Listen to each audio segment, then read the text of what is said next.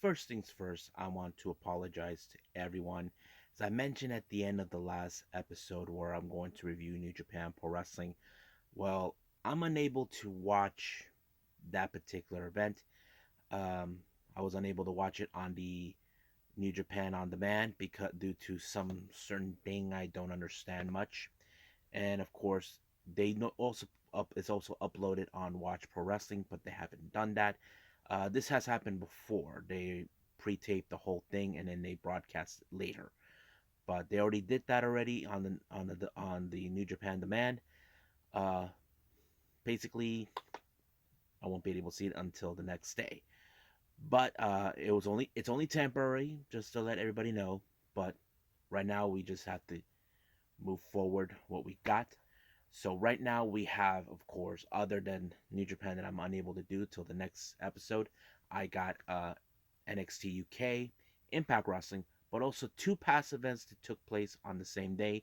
One by a New Jersey promotion called Invictus, and one I may have mentioned before in the past, Freelance Underground. So these two events took place back in September 25th of this year in two different locations. But it's going to be one fun review to enjoy. So, let's get started with another episode of Deleted Wrestle Zone.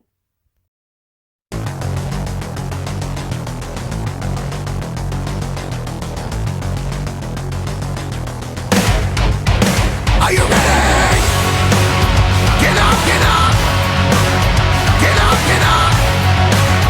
Get up, get up! Get up, get up! Get up, get up! Get up, get up!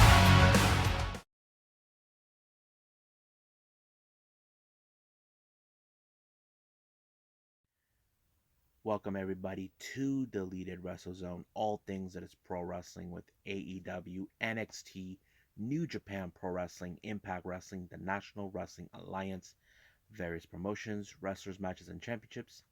I am your host, J-Rod here. So, let's begin with NXT UK. It opened up with, of course, the NXT UK Women's Championship and on the line between challenger Zaya Brookside and our champion Mako Satomura, the final boss. This match was being built up all by the request of Zaya Brookside. As you know, she's been on a losing streak. She started having a new attitude, acting like a rich spoiled brat, that sort of thing. Sid Scala was not a bit spectacle about having it, but eventually he did, gave her what she wanted, and she threw in a little bit of the temper tantrum in the match.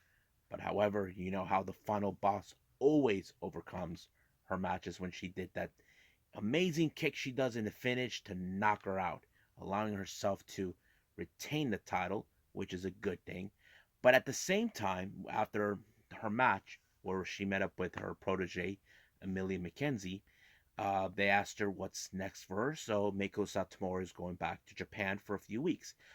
Those who don't know or do know, Mako Satomura is the owner of Yoshi Promotion, Sendai Girls, and she goes back and forth with the day-to-day operations. Even she appears in many of the. Sorry about that. Basically, she appears on many of the shows there whenever she goes back.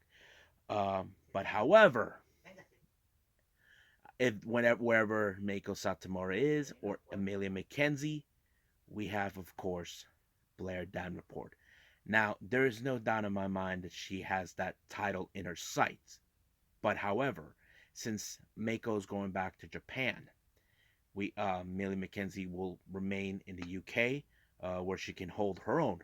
But it appears that Davenport decided to issue a challenge to Mackenzie, and she gladly accepts. But the real question remains, can she really hold her own for a few weeks while her mentor, you know, goes back to Japan? Well, we just gotta wait and see what happens. Now, as you know, recently we've been seeing a bit of a faction war between the boys of Gallus taking on Tailman and Rohan Raja, but recently they were joined by Charlie Dempsey. Now, it's still unclear why would he do it, but we could take a pretty good guess. So basically, Rohan asked Dempsey, why did he do it? He tells him legacy, lineage, heritage, that sort of thing. But in recent times, whenever he has interviews, he's interrupted by Gallus on countless occasions. So he feels that those guys are disrespectful, that someone need to give both Tailman and Rohan a helping hand. But of course, Tailman, who wasn't present, but he was listening over the phone what Dempsey had to say, told Tailman told Rohan, welcome to the Familia. Basically, we're going to see a new faction involved. Now, this is something we could say that it's going to replace what we had with Imperium in the past. As you know, Walter is possibly it's on his way to the US. We don't know when will that happen, but we're looking forward to that. Now, our next match is Saxon Huxley versus Kenny Cockroach Williams. Yes, folks, that's his name, and he's not afraid to admit it. Even Saxon calls him that. So, as you know, 2 weeks ago, Kenny Williams got away with the match with Saxon not too long ago. However, he requested this match. He must have thought the same thing. But, however, I don't know if Saxon had an ace up his sleeve or Kenny's opponent from last week took part of it. I'm talking about Subculture member Mark Andrews. Apparently, like near the end of the match, the Subculture theme was played. Nobody came out. No Danny Luna, no Flash Morgan Webster, no Mark Andrews. But Saxon took advantage of it and decided to pin the cockroach, allowing himself to lose the match. But the real question still remains. Was this all Saxon Huxley's idea, or did he have a helping hand with Mark Andrews? We don't know. I'm sure the cockroach is going to get to the bottom of this because that's what he does. He's going to be on top of the crime. Now, last week we all saw what happened. Shaw Samuel screwed Sam Gradwell in the match. Looks like Gradwell wants a piece of him. But at the same time, while this was happening, Shaw Samuels is making a betting pool who will be the number one contender to take on Ilya Dragunov. I have to say, there's a lot of people that could handle. You probably ask yourself, Shaw, maybe you could be a potential guy. You ever thought about that? No, he did not. But however, Gradwell did issue a challenge to Shaw, and Shaw, well, he accepted the challenge, but he thinks of it as a laugh that once again Gradwell's going to lose again. But Gradwell did mention he did have several matches that he won. I mean, I think there was one match he won with Dragunov, but that was a DQ on Dragunov's part. Now, our main event is, of course, the NXT UK Championship between Rampage Brown and Ilya Dragunov. Now, this was another battle tested where Ilya Dragunov has to push himself to the limit. Now, we've seen him face bigger opponents in his past, and Walter was no exception. He pushed him to the limit, but however, he's taking on a different breed. It was like pretty much everything. I mean, I was surprised that somehow Dragunov was able to pick up Brown, even though he's a huge dude. It was amazing. But however, the match had to be stopped by Brown due to a fact an enziguri kick onto, I don't know if it was the cheek, the temple, or wherever, kind of forced Rampage Brown not to continue on. He looked more like he was unconscious or had a concussion. I don't know. But because of that, it did allow for Dragunov to retain the NXT UK Championship. Now, we cannot say it was a good victory, but unfortunately, because if that was the case, then they had to stop the match immediately. But now the real question remains, who's going to be the next lucky competitor that challenge Ilya Dragunov for the NXT UK Championship? Well, we just got to wait and see in the upcoming weeks because anything could happen. But right now, let's move on with, of course, Impact Wrestling.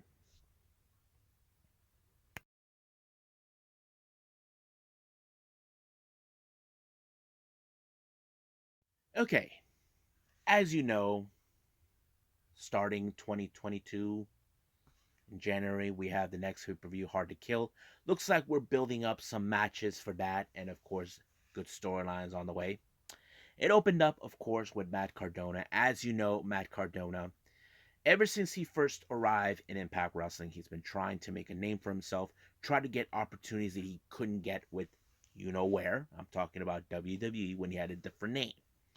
But, however, he made references to Morrissey and Moose. Now, he did say he was close in pinning Moose at that I shot your call your shot gauntlet match back in Bound for Glory. Same thing with Moose, and then of course he was close taking on W Morrissey.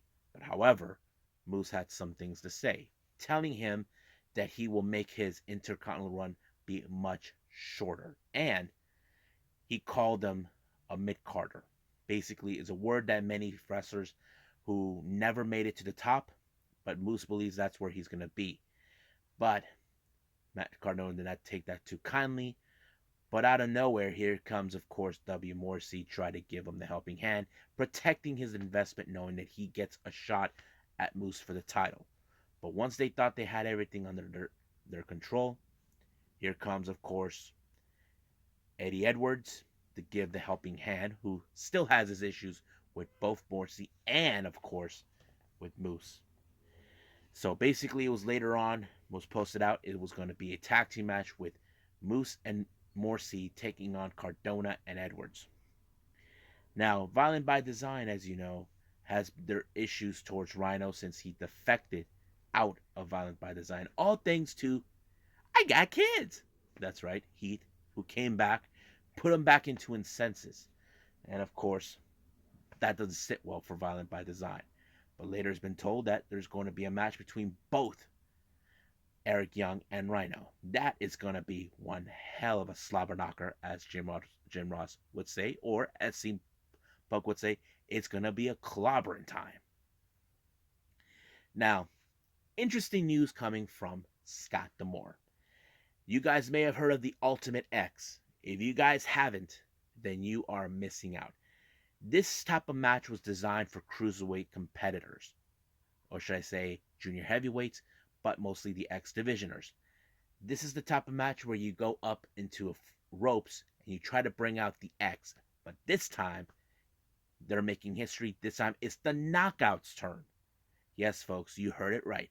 The Knockouts. The women are taking that particular match and making history. And I have to say, Impact are not afraid to take risk or try to do something new and fresh. Something we know maybe WWE will never do. I can, slam them on that as much as I possible, but there's no need to. But of course, D'Amore was explaining this with Savannah Evans, Tasha Steelz, Rachel Ellering, and Jordan Grace, who's also the current digital media champion. It was later said that, of course, Ellering and Evans will be facing off later on in that evening. Now, our next match is, of course, the return of the Drama King, Matthew Renroll, along with the Virtuosa, who has a brand new look and a brand new attitude, taking on Chris Sabin. Matthew Renroll kind of was intrigued with the shirt that says "I am Chris Sabin." If you remember, the shirt had "I beat Chris Sabin," all thanks to Ace Austin. So basically, he was like looking for a match with Sabin, and Sabin gladly accepted it. But however, the match could have gone in Chris Sabin's way perfectly, but out of the blue, Deonna Purrazzo decided to stick her nose where it didn't belong, but she forgot one problem. Her challenger, the one she's going to face at Hard to Kill, Mickie James, showed up to give the helping hand, but it did allow for Sabin to put away with the cross legs to Matthew Renroll, ending the Drama King's reign. But however, James and Purrazzo continue with their little brawl. It looks like they just don't give a damn and they just want to beat the crap out of each other, which is good. Many fans will say, let them fight. Now, once again, D'Amore is telling everybody the history of the Ultimate X Knockouts match. First, it was Chelsea Green, and then Alicia. But however, he did also make another good news. Starting by next week, we will see who will be the lucky 6 competitors to participate in the Ultimate X Knockouts match. Now, this is going to be interesting. But all of a sudden, the more got visited by Las Vegas native Ja Vidal. If you guys know him, he made appearances with future stars of wrestling. He was looking for an opportunity to go to Hard to Kill because he said that he is hard to kill. So the more decided to put him in a match against, well, I wouldn't say it would be his best match, but against the top dog, Jonah. And Vidal pulled himself in a, like he was about to take a crap on his pants, not realizing that he realized that he's going to be, and people would probably would have said, Jonah's gonna kill you. Jonah's gonna kill you. I would have expected that, but nope, it did not. But probably we didn't need to hear that. But however, during that match with Jai Vidal and Jonah, you expected it exactly how it's going to be. He got pancaked by the tsunami. So Jonah made a very good impression, but however, in the post match, in his little promo, he explains his reasons why he came to Impact. If you guys remember, he made his appearance in New Japan at the Battle of the Valley, where he got face to face with the current Impact Wrestling champion, Moose. But however, he will have his chance against Moose when the time is right. But right now, he has his sights against the man who proclaimed himself to be the best wrestler in the world today. I'm talking about the walking weapon, Josh Alexander. So it looks like he's trying to test himself to take out Impact Wrestling top dogs. So it looks like Jonah has his sights on both Moose and Josh Alexander. Now, Zicky Dice and VSK are now don't have a teacher to help them because Brian Myers is out. He tried to call them, but apparently Zicky Dice is an embarrassment. But however, VSK did promise Myers that they're going to have something cooked up. And he hopes to make them proud to make up for what happened at Turning Point. Now, speaking of disagreements, Moose and Morrissey got in somewhat of a disagreement. Moose is asking Morrissey to get rid of Matt Cardona because right now Matt Cardona is a big threat to Moose's reign. However, Morrissey doesn't seem like it matters right now because he's asking him when will he have his shot. He kept his word on everything, but he hasn't pulled through. Basically, he did what he was going to do, but nothing happened. That is the question that was never being asked. Now, our next match, we mentioned Evans and Ellering. Well, it was a good match. There was a lot of good powerhouses from both sides, from Ellering and Evans. But, wherever Evans is at, Tasha Steeles is there somewhere. She even tried to get in the way. Jordan Grace tried to chase her, but apparently Steeles got knocked out, but it did give what's her name? Rachel Ellering, a shot to take her out with a somewhat of a cutter type move and pin her 1-2-3, which is not good. But however, because of this match took place, we could see maybe Ellering participate in the first ever Ultimate X Knockouts match. That is something that the Impact Wrestling officials need to pay attention to. Now, speaking of the knockouts, it's all about me. Yeah, folks. Tennille Dashwood is back after a 30-day around the world. I don't know where she's been. But however, Caleb with the K was trying to do the little slow walk that Chris Sabin did at Wrestle House. And basically, they had to get both Caleb and Madison Rayne had to tell Tennille Dashwood what happened, what's been going on since she's been away. And she told them about the inspiration. And of course, she didn't know what they meant. So they went looking for them. And of course, when they saw them. Now, keep in mind in this, if you guys know this or not, outside the ring, both Tennille Dashwood and the inspiration, Jessica McKay and Cassidy, they known each other. All three of these women are from Australia. That's right. They're from Australia. They're natives from there. Looks like we're going to see a little bonding between the influence and the inspiration. But anything could happen. It could explode in our faces. I don't know. Now we get to our very interesting match. We had Violent by Design, Diener, and Joe Dorian taking on Willie Mack and Rich Swann. This was one of those matches where they had to dig in deeper. As you know, Joe Dorian is one big dude. He's the kind of guy that's hard to take down no matter what. But of course, wherever these two guys are at, you know that the deranged lunatic is there too. I'm talking about Eric Young. So basically, that's what was happening. But however, they were able to overcome that, and of course, you know, uh, it was Rich Swann that pulled off the 450 splash on to Diener. But Violent by Design did not take that lightly, so they decided to give Swann and Mack a little beatdown. But while they were doing that, we had return of Rhino and Heath giving the helping hand. But of course, Violent by Design skedaddled out. Basically, the numbers games. It was a 4-on-3. I wouldn't be surprised if somehow they recruit another person to join Violent by Design. Now, we all know what happened at Wrestle House. It appears that Johnny Swinger is back in his happy ways. He felt happy how things turned out in the Wrestle House. But however, him and Hernandez were interrupted by Rohit Raju and that guy, I forgot his name, but his last name is Singh, saying that they had this thing called the cryptocurrency. Now we all know what that is. We see it all the time on TV and on the internet all the time. However, they were visited by someone, and you guys know this guy, Lawrence D is back. So basically, he's setting himself in the match against Rohit Raju. But before he left, he put that disgusting perfume on, and of course, Swinger likes that what he sees because those two guys can't stand it.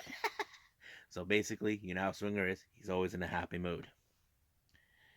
Now, our main event, we have the tag match between Morrissey and Moose taking on Matt Cardona and Eddie Edwards. This was a match where, of course, we get to see if Matt Cardona can pull it off, he could be in the top hunt for the Impact World Championship. Now, as you know, both Moose and Morrissey are the ones with the strength advantage. But luckily, it was back and forth. It was like one of the most hard hitting matches I've ever seen. Like one wants the other. However, Moose is determined to try to shut down Cardona. But there has been misfires, miscommunications. But it was Cardona who somehow countered every move that Moose threw at him and allowed him to roll him up and pick up the pinfall. 1, 2, 3. That is good night, Irene. And that sends a message to Moose. So Matt Cardona is telling him, I got your number, Moose.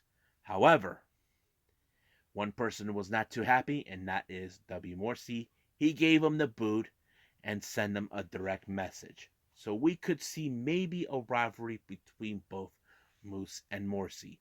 Because the real question remains. Moose said he was going to give Morrissey a title shot. But the real question is, when? But do we see Cardona maybe getting the title as well? I don't know, because this is going to be interesting. Will this go too hard to kill? I don't know, but we will pay attention to that. But right now, I have to say, let's move on to Invictus Pro Wrestling.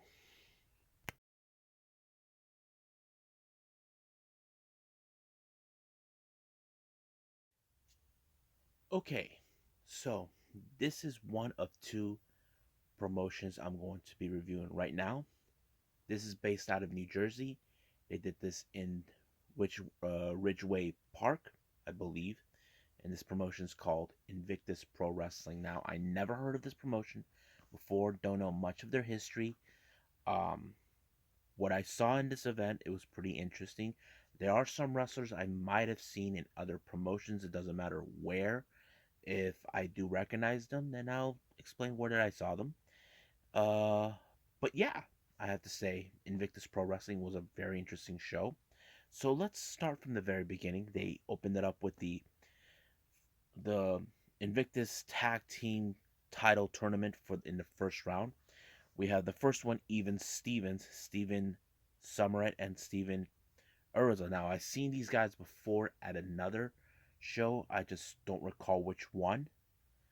But yeah, I remember that match. But their opponents is the Meat Locker, consisting of Adam Payne and Wrecking Ball Lugutsky. I think that's what. Now, I've seen these two guys before. They made their debut on NWA by any means necessary when they came out with Colby Corino. If you guys remember that, I have to say it was pretty good. I looked at Meat Locker; they were like the fan favorites to win the tournament. You know, even Stevens seemed more like the team that, how do I say, they think this is their tournament. They're gonna win, uh, simple, easy peasy, that sort of thing. But with two huge guys like Meat Lockers, forget it. It was them who picked up the victory when they took both members of Even Stevens out. So they advance in whoever is in the tournament. Now our next match is the Invictus Women's Championship. We have the challenger Erica Lee and versus the champion Vicious Vicky. Now I heard of Erica Lee before. I don't I am trying to recall whether promotion I've seen her in, but yeah. But this match was very interesting. Erica Lee is not originally from the area of New Jersey; she's from somewhere else. But Vicious Vicky, she is. But here's the thing: it was fun. Nobody in the area likes Vicious Vicky; they prefer Erica Lee. But however, it was uh, Vicious Vicky that picked up the victory right away when she put her in a submission, and it was over right from there. Our next match, we have CPA versus Killian McMurphy. Now, this was a very fun match. I've seen CPA before. He even showed up on. He was one of the three guys that challenged Big Show during a dark match.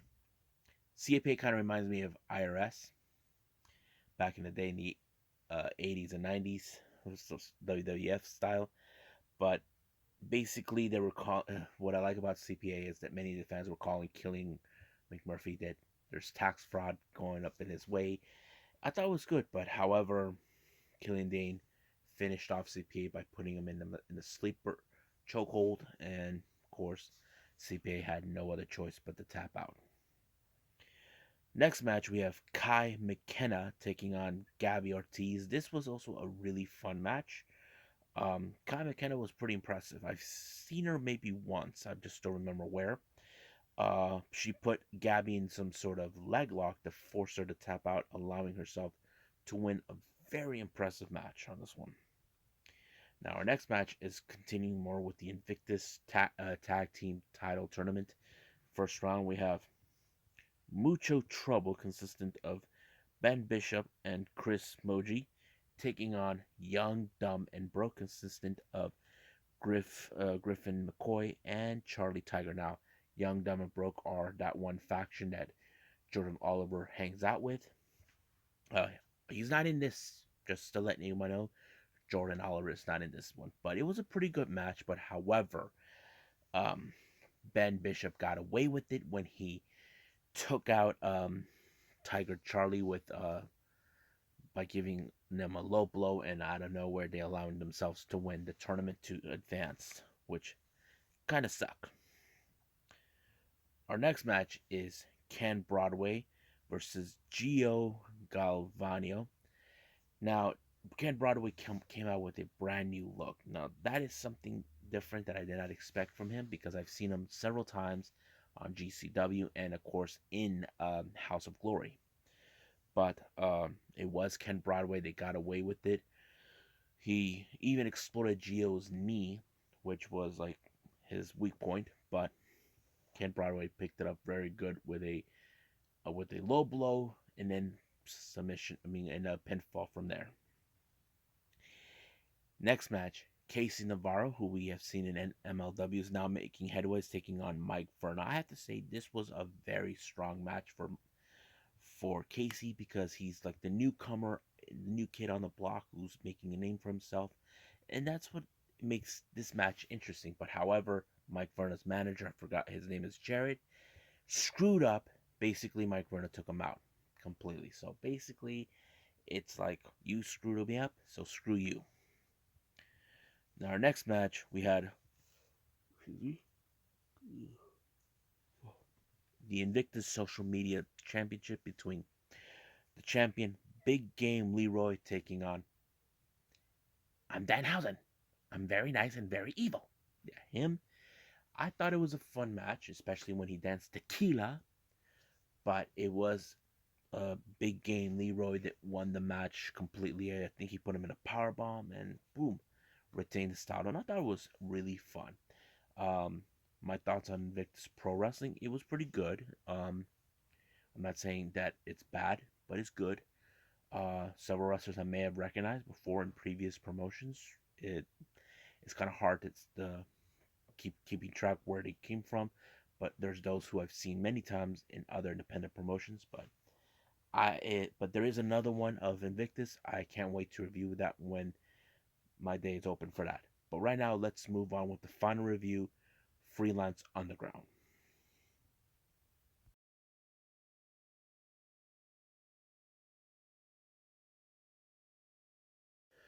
Okay, our last review we got is Freelance Underground. I have done review maybe once or twice, or the other freelance show, Freelance Wrestling.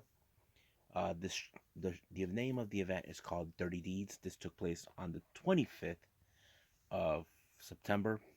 Opening match is Jaden Newman taking on Angel Escalera. I have seen him before. He is a very fun wrestler. Uh, Many of the Hispanic culture likes him, because that's like much like merengue or salsa, that sort of thing. But he does brought up a different flavor into the mix, and he put up a very good, interesting match, and he basically won the match against Jaden. So it was pretty good.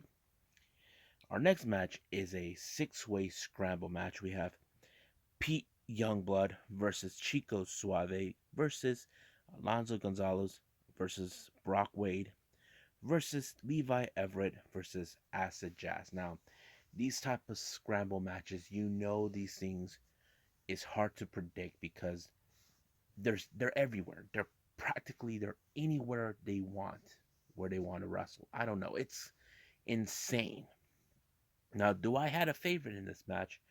To be honest with you, no, because I'm tr- well, I have seen Levi Everett before, but I just don't know. It was like hard to tell who could win it. But Acid Jazz was the one who picked up the victory on this one. He was the one who made the pinfall, and that was it. Thought it was pretty good. Our next match we have Trevor Outlaw taking on what's his name? Devin Monroe. Now, as you know, Trevor Outlaw is good friends with none other than the clown himself, Frank the Clown, who nobody likes. This time he did things on his own. He was able to put in a very impressive victory against Devin Monroe, basically shaming him for what he is, but didn't stop Devin. But however, Devin is the one who came up short, and I thought it was a good match. I'm not gonna lie. Our next match is a tag team match. We got uh, Pick a Pop, consistent of Darius Letrell and Coda Hernandez taking on Brandon Gore and Paul Verk. I have to say, pretty good match. Pretty good tag team. Um, Basically, I was biased on both because I didn't know much about them, but it was Darius who picked up the victory for his team when he pinned Brandon Gore, and it was a pretty sweet match. Pretty good, I have to say.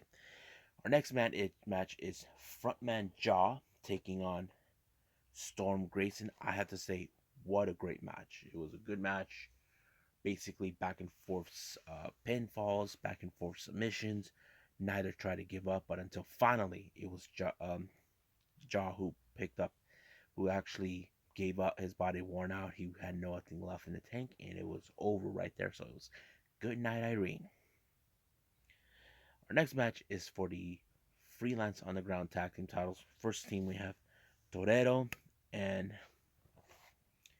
Manny Cortez taking on the Bang Bros, August Matthews and Davey Bang. I think this was also another good match because this was the first title defense, from what I'm hearing from the commentators, for the Bang Bros to defeat it against, Toretto and um, Manny Cortez. But it was Bad Boy who picked up an amazing victory and allowing themselves to retain the titles. Now, our next match, we have Kevin Koo taking on Calvin Telman. This was a pretty intense, um, how to say, main event, and I think it showed that these two guys have come across each other, but they never had a singles match. But it was Calvin Tegman that picked up the victory when he submitted Kevin Koo, and it was over right from there. Now Kevin Koo will be out for a while, but however, post match, Calvin Tegman said that he wants a piece of the guy GPA who screwed him out of the title, but he'll get his revenge, trust me. And that's something that we know it can happen in wrestling no matter what. Well, I hope you guys enjoyed this episode. I know I did. Before I go, I have an update on the day 7th of New Japan Pro Wrestling's World Tag League. Did not see them, but I did get the point system that was updated for that. So let's take a look at that. Tanahashi and Yano has 4 wins and 3 losses with 8 points. Makabe and Hamna, uh, 6 wins and 1 loss with 2 points. Tenzan and Kojima, 2 wins and 5 losses, 4 points. Um, Nagata and Tiger Mask, 1 win and 6 losses, 2 points. Goto and Yoshihashi, 5 wins and 2 losses, 10 points. Sanada and Naito, uh, 5 wins and 2 losses with 10 points. So they're tied with Yoshihashi and Goto. Suzuki-gun, no wins, all losses, no points. Taichi and Zack Sabre Jr., they have 6 wins and 1 loss. That makes they got 12 points and they're currently in the lead. That is something very interesting. Khan and Henare, 5 wins and 2 losses, 10 points. The God, 4 wins and 3 losses, 8 points. Same thing with House of Torture. Fale and Owens, uh, 5 wins and 2 losses with 10 points. Now, this is very interesting. So, Dangerous Techers are on the lead. They could, if they pull this off, they can win the whole thing and pick their opponent. But only time will tell what will take place between here and now. Here now, all the way to the day it happens. So, coming up, I am been aware we are going to see Best of the Super Juniors Day 8. We cannot forget Rampage and then 205 Live, but also going to review a past event from last early August by Beyond Wrestling. The event's called Dong Work for Yuta. Yes, it has Yuta's name on it, Yuta Wheeler Yuta, but that's how it is. But for now, for all of you, I must bid all of you, oops, excuse me, what should I say? I'll see you guys in the next DWZ time. Same DWZ channel. I must bid all of you adieu. So, goodbye.